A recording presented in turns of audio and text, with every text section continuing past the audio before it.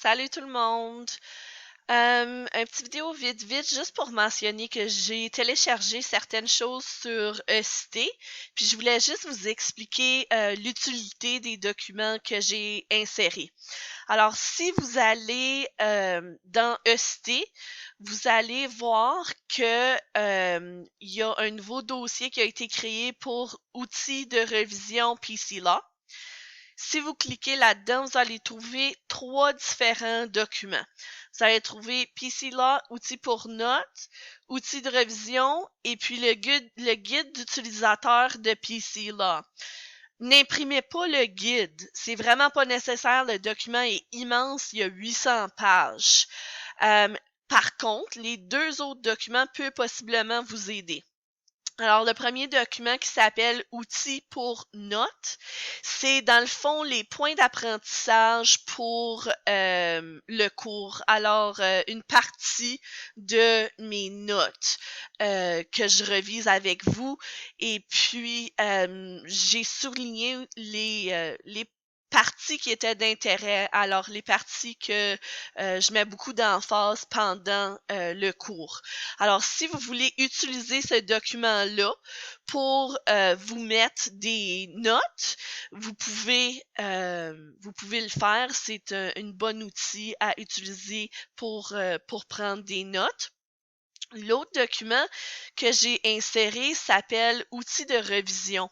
Alors, ça ici, ça va vraiment être qu'est-ce que je vais utiliser pour préparer le test, l'examen final sur PC Law.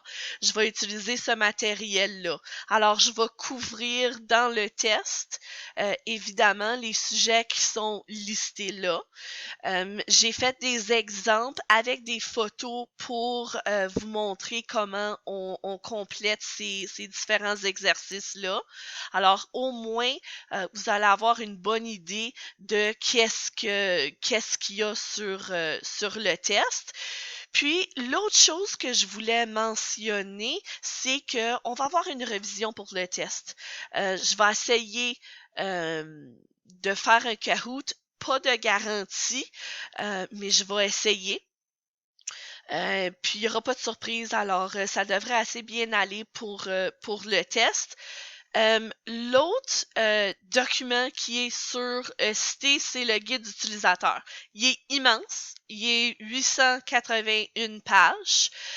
La seule raison que je l'ai mis sur ST, c'est parce que j'utilise les références dans mes points d'apprentissage. Alors, si jamais vous avez besoin de vous référer au guide de PC Law, vous allez savoir à quelle page au moins aller dans le guide. Comme ça peut vous faciliter la tâche. Alors, j'espère que ça va vous aider.